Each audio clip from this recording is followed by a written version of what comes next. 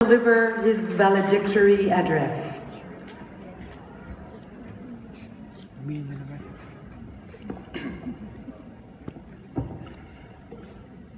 To the co-founder of the University of Asia and the Pacific, Dr. Bernardo Villegas, the Vice Chairman of the Board of Trustees of UANP Foundation Incorporated, Ambassador Jose Cusha Jr., the University President, Dr. Winston Conrad Paduhino, the former University Presidents, Dr. Jose Maria Mariano and Dr. Jesus Estanislao, the respected members of the Board of Trustees and Management and Operations Committees of the University, the distinguished faculty members, the ever-reliable employees and staff, the proud parents, my fellow graduates, dear guests, ladies and gentlemen, magandang hapon po sa inyo.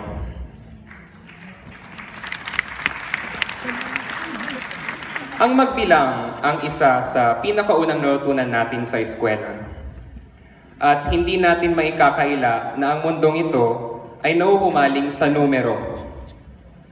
Makikita natin ito sa simpleng pagbasa ng mga agaw-atensyong artikulo sa social media na nagsisimula sa bilang. Halimbawa, 10 signs your crush doesn't like you. O kaya na may 5 ways to cut someone out of your life. Marami rin sa atin ang interesado sa bilang ng likes na nakukuha natin sa social media na para bang yun ang basehan na maganda o gwapo tayo sa post na yun.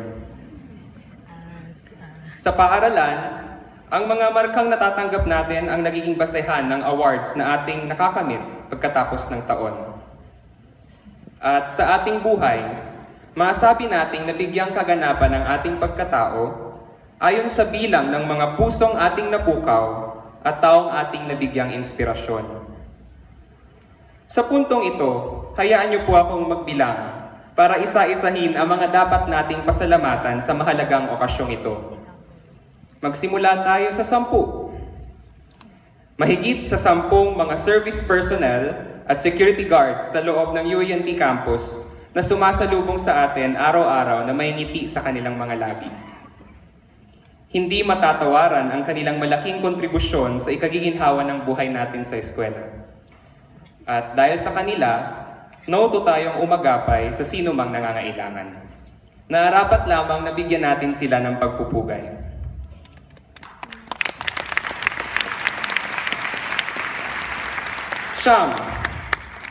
Siyam na opisinang kailangang papirmahan ng clearance para makarating tayo ngayon dito sa bulwagang ito ng PICC.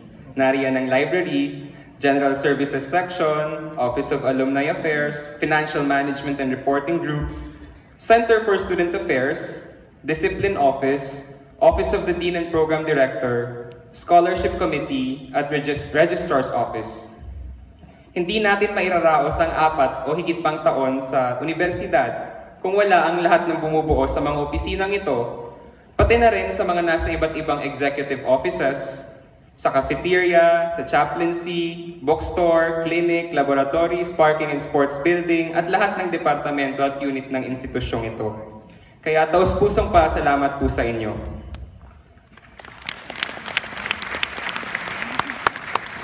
8 letra ang bumubuo sa 2 salita na siguradong naging bukang bibig natin sa 5 o 4 na taon natin sa kolehiyo. Ang hirap. Ngunit, salamat sa tulong ng iba't ibang organisasyong yumakap sa atin sa UANP. Hindi lang pala tayo pang academics dahil may ibubuga rin tayo sa iba't ibang larangan ng sining, sports, pati na rin sa civics at leadership. 7 magkakaibang dalubhasaan na ating pinanggalingan na sinisimbolo ng mga kulay ng beka na ating suot ngayon.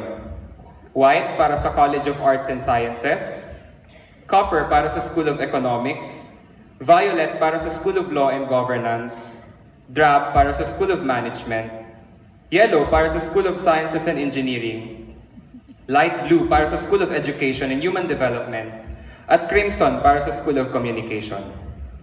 Iba't iba man tayo ng pinanggalingan, pare-pareho naman ang ating natutuhan. Naging magagaling tayong mananaliksik at nahasa ang ating pagiging kritikal sa pag-iisip. 6. Sa 6 na taon natin sa elementarya, 4 na taon sa high school, at 4 o higit pang taon sa kolehiyo na ngayon nagtatapos na, may mga taong hindi tayo sinukuan. Ito ang ating mga gurong, nagtiyaga, nagsakripisyo at hindi nagsawang umunawa. Sila ang ilaw na nagbigay liwanag sa minsay tila madilim na daang ating nilakbay patungo sa bulwagang ito. Tama ho ang inyong narinig. Hindi palaging maliwanag ang naging daan patungo sa bulwagang ito o ang tinatawag nating #RoadToPICC. Bukod sa pagod at puyat na maihambing sa walang katapusang traffic sa EDSA, nagkaroon ng mga aberya sa gitna ng daan na sumubok sa tiwala natin sa ating mga sarili. At bago ko po ipagpatuloy ang pagbibilang, hayaan niyo akong ibahagi sa inyo ang pagsubok na aking hinarap. I was not a typical kid. That's what my folks would say in get-togethers and parties when parents brag about their children and their achievements. I had toy cars, toy helicopters, and robots just like most boys, and yet I had barely played with them. I was more interested in reading and studying, and my constant buddies were textbooks, encyclopedias, and educational programs on TV. I was not quite sure if being different from other kids is something I should be proud of. Growing up, people around me thought that I was only good in academics. Pang-academics lang. And I almost got convinced I was a weakling. There were bullies and detractors who would dictate what I can and cannot do, would underestimate my abilities, and would make me feel that I am not good enough. I was compared to other boys my age who were doing well in basketball and other sports, and even to adventurous family members whom they call street smart, while I was the nerd, the book smart. Along the way, I developed insecurities. As I look back at my younger years, I wish I had enjoyed my childhood, had fun under the sun, danced in the rain, played in the mud, and learned to love sports. Later on, I realized that I couldn't please everyone. But instead of worrying too much, I focused on what I can still do. And that is to work on becoming a better version of myself, for as they say, there's always room for improvement. I embraced my uniqueness, accepted constructive criticism, and worked on overcoming my insecurities. I thank God He led me to UANP. The university community warmly welcomed me. I gained friends and mentors who are 100% supportive in what I do. And in my 5 years in the university, I was able to find my strengths, work on my weaknesses, and see what more I can offer as a student.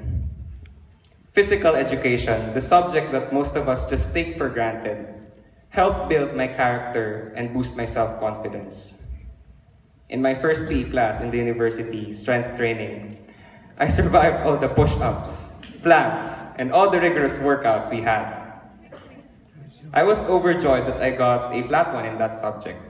#achievement unlocked. I realized that I just had to believe that I could do it in order for me to get through it. It's all in the mindset. Aside from improving my self-esteem, college made me rely on myself. I learned to approach the professor whenever there's a misunderstanding or any issue. I survived living alone and won't forget the joy I felt when my mom told her amigas how proud she was to see her bunso, who was hatid sundo from elementary to high school, learn how to be independent. At the age of 17, I was able to go to Rome as part of the Philippine delegation to UNIV without my parents beside me. UANP taught me to stand on my own feet. Perhaps I was confronted with a true test of character when the Center for Student Affairs entrusted to me the task of heading the CivAsia National Student Conference for 2 consecutive years. Being a project head for a national conference was a struggle. We only had 50 student delegates in attendance and 1 major sponsor for CivAsia 2016. That edition of the conference, I admit, was a flop. But for Civ Asia 2017, with determination and passion, with my team members and my Civ Asia moderator, we were able to get well-known experts from different fields as guest speakers and to partner with 3 major companies, 1 non-profit organization, 3 food concessionaires, and 3 media outlets to sponsor and cover Civ Asia 2017.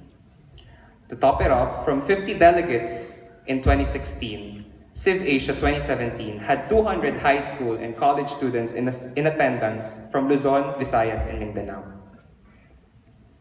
My dear friends, this university, the University of Asia and the Pacific, taught me that it pays to be academically competent.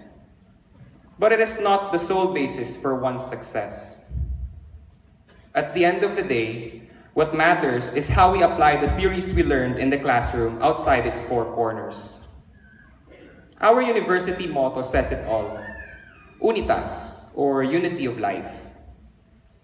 We have to be competent in all aspects of our life, that is whole person or holistic development, may it be in academics, in extracurricular involvements, in dealings with other people, in our work, and in our personal relationship with God. Our liberal education exposed us to different academic fields and extracurricular activities, which equipped us with the necessary skills to prepare us for life. We learned to adapt to different people with different points of view, to lend an ear to those whose voices cannot be heard, to understand the value of teamwork and collaboration, and to always try to see the bigger picture by looking at both sides of every story before voicing out an opinion. Moreover, with our experiences throughout our college journey, we were able to expand our horizons, to cultivate a heart for others, and to develop a lifelong commitment to serve the community and to contribute to nation building. All of these made me prove to myself that I am not a weakling, and I am not just book smart. I can also be a well-rounded individual. Ladies and gentlemen, let us not allow other people to dictate what we can and what we cannot do. Let us not let them determine who and what we are and who and what we can be. Let us not allow the people who try to drag us down discourage us from turning our dreams into reality. After all, apart from our Creator, it is only our own selves and not other people who truly know who we are and what we are capable of doing. As Atticus Finch, the lawyer protagonist of widely acclaimed novel To Kill a Mockingbird, once put it, you never really understand the person until you consider things from his point of view, until you climb into his skin and walk around in it. Ngayon po, ipagpapatuloy ko na ang pagbibilang. 510 pangalan ng mga mag-aaral na magsisipagtapos ngayong taong ipinagdiriwang natin ang ika-5 dekadang anibersaryo ng universidad na ito. Sa wakas, matanggap na natin ang matamis na bunga ng puyat at pagod para sa diplomang susi sa pagkamit ng ating mga pangarap. Mabuhay tayong lahat.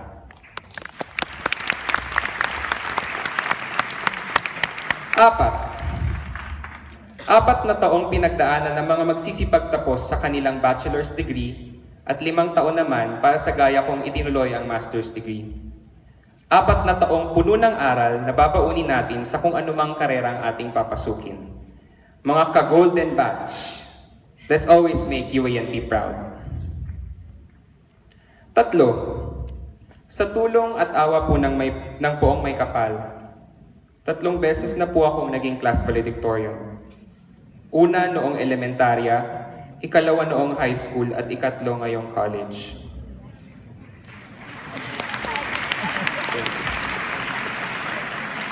Ngunit, tila ngayon ko lamang lubos na naunawaan ang kahulugan nito. Oo, marahil isa itong karangalan, ngunit higit pa rito, isa itong hamon upang patuloy na gamitin ang mga leksyon na natutunan sa pagtulong sa kapwa at pag-ambag sa ikauunlad ng lipunan. 2, malapit na po. 2 magulang natin, isang ama at isang ina, na ngayon tiyak na punong-puno ng galak dahil matapos ang mahigit sa 15 taong pagbabanat nila ng buto para tustusan ang ating pag-aaral, ay makikita nila tayong umakyat ng entablado para tanggapin ang ating mga diploma. Huwag na huwag po natin silang kakalimutan at ang kanilang paghihirap para mapagtapos tayo sa pag-aaral. At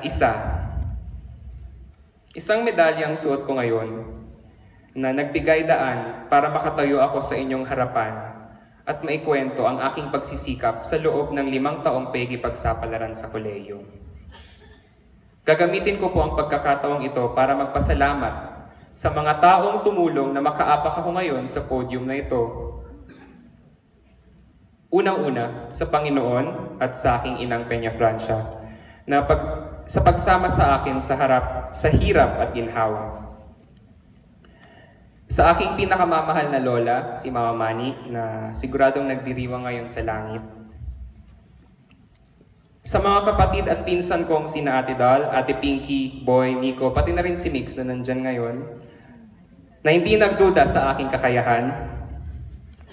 Sa mga pamangkin kong sina Nikki, RR at Angel na nagpapasaya sa tuwing pagod ako sa pag-aaral. Sa mga uncle at auntie ko na nandito ngayon at lagi rin nagpapakita ng suporta, Auntie Dulce, Uncle Daref, Auntie Flor.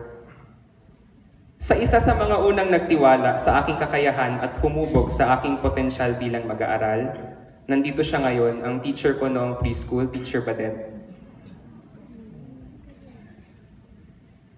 Ang magaling kong guro noong preschool si Teacher Badet.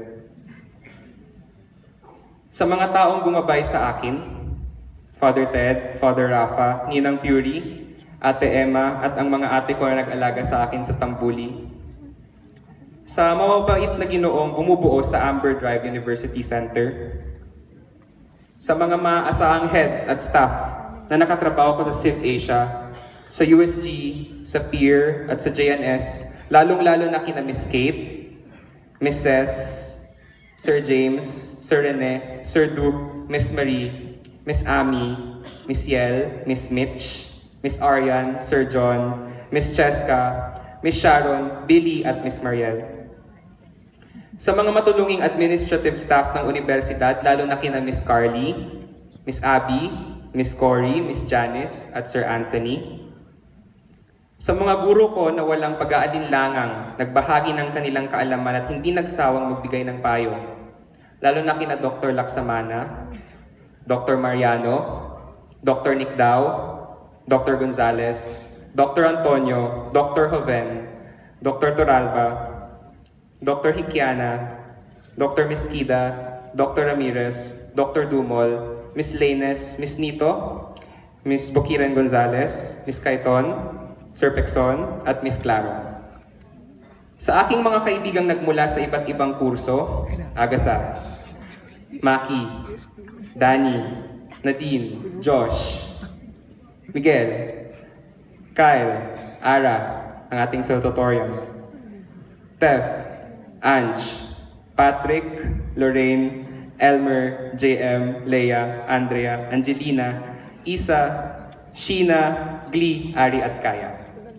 At higit sa lahat, sa aking pinakamamahal na ama, na si Engineer Alex, na nagsakripisyong magtrabaho abroad noong bata pa ako para matustusan ang aming pag-aaral.